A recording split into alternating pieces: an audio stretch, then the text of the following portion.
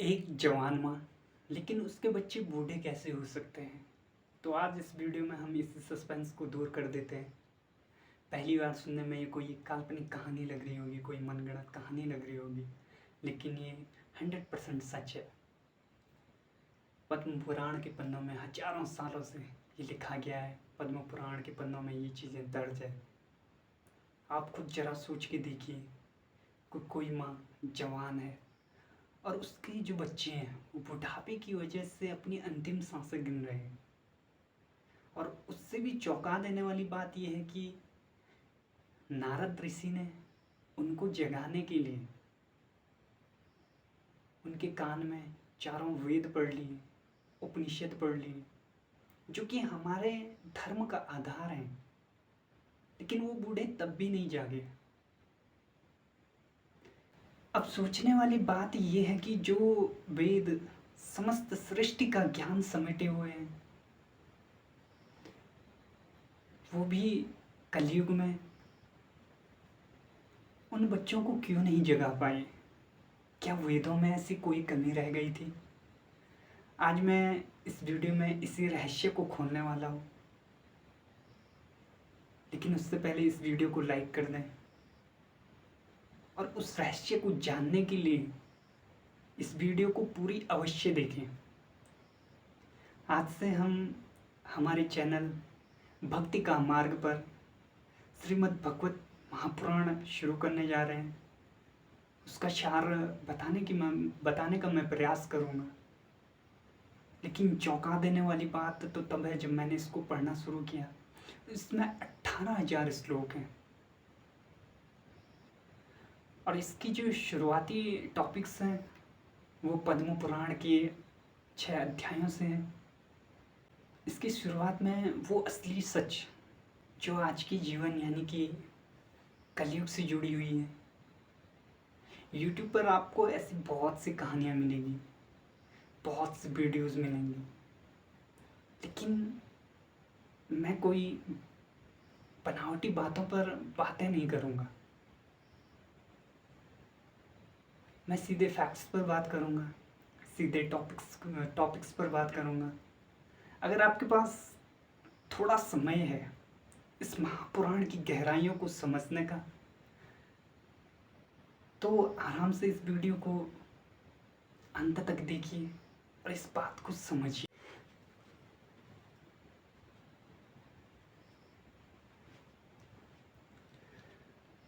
तो कथा की शुरुआत होती है देवर्षि नारद से। कलयुग का जन्म हो चुका था इस पृथ्वी पर। तो एक दिन नारद जी के मन में विचार आया कि चलो पृथ्वी लोग घूम कर आते हैं। तो वो बड़े बड़े पवित्र तीर्थ स्थानों जैसे कि हरिद्वार, प्रयाग, काशी और कुरुक्षेत्र जैसे पवित्र स्थानों पर गए। लेकिन जब उन्होंने वहाँ देखा तो उनका दिल उदासी से भर गया। कारण ये था कि कलयुग का प्रभाव पृथ्वी लोक पर साफ साफ दिख रहा था। लोग बात बात पर झूठ बोल रहे थे, साधुओं के भेष में ठग बैठे थे, परिवारों में केवल नफरत और लालच था। तो ऐसे चलते चलते वो वृंदावन पहुंचे। यमुना नदी के किनारे उन्होंने एक अजीब सा दृश्य देखा। एक जवान स्त्री फूट फूट कर रो रही है और उसके गोद में 2 बूढ़े व्यक्ति हैं जो कि मरने की कगार पर थे। और कुछ स्त्रियां थीं जो कि दासियां थीं, वो उनको पंखा कर रही थी। तो नारद जी के मन में भी जिज्ञासा पैदा हुई और नारद जी से रहा नहीं गया। तो नारद जी उनके पास जाकर पूछा कि हे देवी, आप कौन हो और ये दोनों आपके क्या लगते हैं। तो उस स्त्री ने कहा कि मुनिवर, मैं एक अभागन माँ हूँ और जो ये आप इन 2 बूढ़े व्यक्तियों को देख रहे हैं ये कोई और नहीं बल्कि मेरे सगे पुत्र हैं जो कि मरने की कगार पर हैं। मेरा जन्म दक्षिण भारत में हुआ है। मैं कर्नाटक में बड़ी हुई। महाराष्ट्र में मुझे थोड़ा सा सम्मान मिला, लेकिन जैसे ही मैं गुजरात आई, यहाँ के खराब प्रभाव के कारण मेरा शरीर बूढ़ा और जर्जर हो गया। लेकिन जैसे ही मैंने वृंदावन की पवित्र भूमि पर पांव रखा, मैं पुनः जवान हो गई। लेकिन जो मेरे ये बेटे हैं, दोनों बेटे, इनकी हालत दयनीय स्थिति है। ये मरने की कगार पर आ गए हैं, बेहोशी की हालत में है। अब एक जवान माँ है और बेटे अंतिम सांसें गिन रहे हैं। इस दुख का कोई उपाय बताइए। तो नारद जी कहते हैं कि आप चिंता मत करिए, मैं अभी इन्हें जगाता हूँ। तो नारद जी ने तुरंत उनके कान में चारों वेदों का पाठ सुनाया, उपनिषदों के कठिन मंत्र सुनाए। लेकिन उन दोनों बूढ़ों की थोड़ी सी आंख खुली और हल्की सी जमाई ली और फिर सो गए। नारद जी परेशान हो गए कि वेदों से भी ये क्यों नहीं जाग रहे हैं। तभी आकाशवाणी हुई और कहा कि नारद, आपका प्रयास सही है, लेकिन इनको जगाने के लिए आपको एक विशेष सत्कर्म करना पड़ेगा। और वो विशेष सत्कर्म आपको महान संत बताएंगे। तो नारद ऋषि उस विशेष सत्कर्म को ढूंढने के लिए जंगलों और ऋषियों के आश्रमों में भटकने लगे। जो भी ऋषि उनको मिला, उन्होंने यही कहा कि जो काम वेद और उपनिषद नहीं कर पाए, तो कोई और भला कैसे कर सकता है। तो भटकते भटकते उनकी मुलाकात ब्रह्मा जी के 4 मानस पुत्रों से हुई। शनक, शनंदन, सनातन और शनत कुमार, जिनको कि शनकादि ऋषि भी कहा जाता है। और वे हर समय हरि शरणम जपते रहते थे। तो नारद को उदास देख करके उन चारों ऋषियों ने पूछा कि देवर्षि, आपके चेहरे पर ये चिंता कैसी। नारद जी ने रोते हुए अपनी समस्या को सनकादि ऋषियों के सामने रखा और पूरा प्रसंग सुनाया कि कैसे वेद और उपनिषदों का पाठ सुनाने पर भी वो दोनों बूढ़े व्यक्ति जाग नहीं पाए। तो शनकादि ऋषियों ने मुस्कुराकर कहा कि नारद, तुम बेकार में परेशान हो रहे हो। वो विशेष सत्कर्म कुछ नहीं है, बल्कि वो श्रीमद् भागवत महापुराण की कथा है।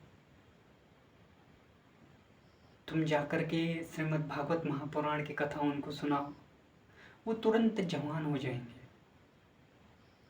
तो नारद जी के मन में भी वही प्रश्न उठा जो आपके मन में भी चल रहा होगा कि ऋषिवर, भागवत भी तो वेदों से बनी है। जो काम मूल वेद नहीं कर पाए,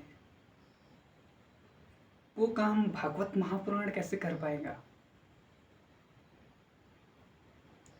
तो शनकादि ऋषियों ने जवाब दिया, जिसको सुनने लायक जवाब था कि आम की लकड़ियों में और पत्तियों में भी रस होता है, लेकिन उनसे आम का स्वाद नहीं लिया जा सकता है। तो स्वाद को पाने के लिए उस रस को फल के रूप में पककर आना होगा, तब जाकर के वो रस मीठा होगा और तुम आम खा पाओगे। ठीक इसी तरह भागवत महापुराण भी है, जो वेदों और उपनिषदों का सबसे मीठा फल है। तो नारद जी को बात तुरंत समझ आ गई। नारद जी ने हरिद्वार की आनंद तट पर कथा का संकल्प लिया, तो यहीं पर इस कहानी का सस्पेंस भी खुलता है। वो जो जवान स्त्री थी वो और कोई नहीं बल्कि भक्ति देवी थी, और जो उनके बूढ़े पुत्र थे वो ज्ञान और वैराग्य थे। तो शनकादि ऋषियों ने नारद ऋषि को कहा कि तुम श्रीमद् भागवत कथा रूपी ज्ञान यज्ञ को आरंभ कीजिए, और जहाँ भी ये कथा आरंभ होगी वहाँ भक्ति और उनके दोनों पुत्र ज्ञान और वैराग्य स्वयं आ जाएंगे और तरुण हो जाएंगे। तो जैसे ही ये खबर फैली कि शनकादि ऋषि भागवत कथा सुनाने वाले हैं और मुख्य श्रोता नारद ऋषि हैं, तो जैसे ये खबर फैली तो भृगु, वशिष्ठ, चयवन, गौतम, परशुराम, मार्कंडेय, व्यास जी, देवल ऋषि, मेधातिथि, विश्वामित्र, जावली, भारद्वाज जैसे सभी ऋषि अपने शिष्यों और परिवार के साथ वहाँ खींचे चले आए। इसके अलावा नैमिषारण्य के शौनक जी और उनके साथ 88,000 ऋषि जो कि परम ज्ञान की खोज में रहते हैं, वो कथा सुनने के लिए गंगा तट पर आ पहुँचे।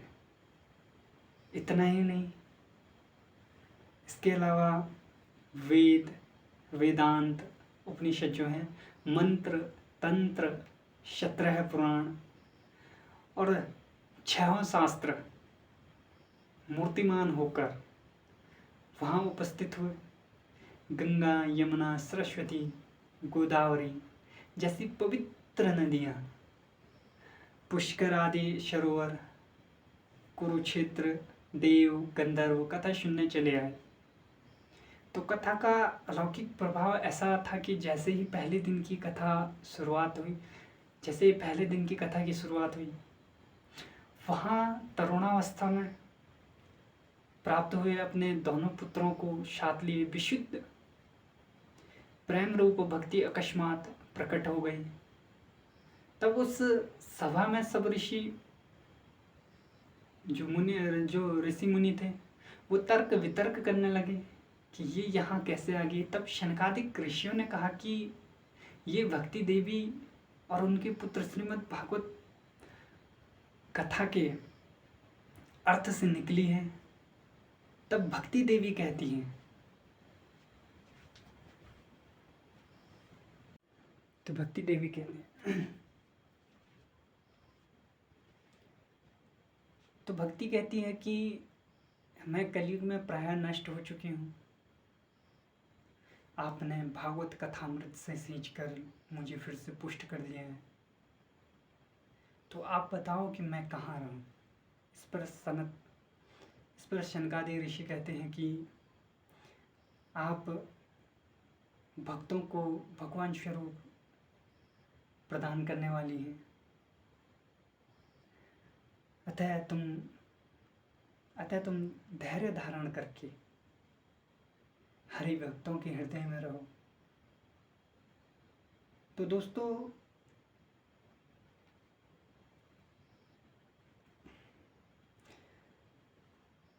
दोस्तों ये था श्रीमद् भागवत महापुराण के भागवत महात्म्य के प्रथम 3 अध्यायों का सार।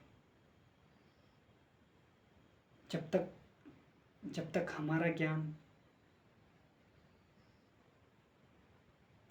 हमारा ज्ञान हमारी किताबों से निकल करके हमारे जीवन में प्रवेश नहीं करता है, तब तक हम उस जवान स्त्री के उन 2 बूढ़े व्यक्तियों के तरह हैं जो मृत अवस्था में हैं। तो अब कल हम इस भागवत महात्म्य के 3 और अध्यायों का सार लेके आपके सामने आएंगे, जिसमें कि हम ऐसे इंसान की बात करेंगे जिनका शरीर इंसान का है लेकिन उनके कान गाय की तरह हैं। तो ऐसे ही सस्पेंस वाली वीडियो देखने के लिए हमारे चैनल को सब्सक्राइब करना मत भूलिएगा। इस वीडियो पर कमेंट में जय श्री राधे कृष्णा अवश्य लिखें। इस वीडियो को जितना हो सके उतना शेयर करें। जय श्री राधे कृष्ण।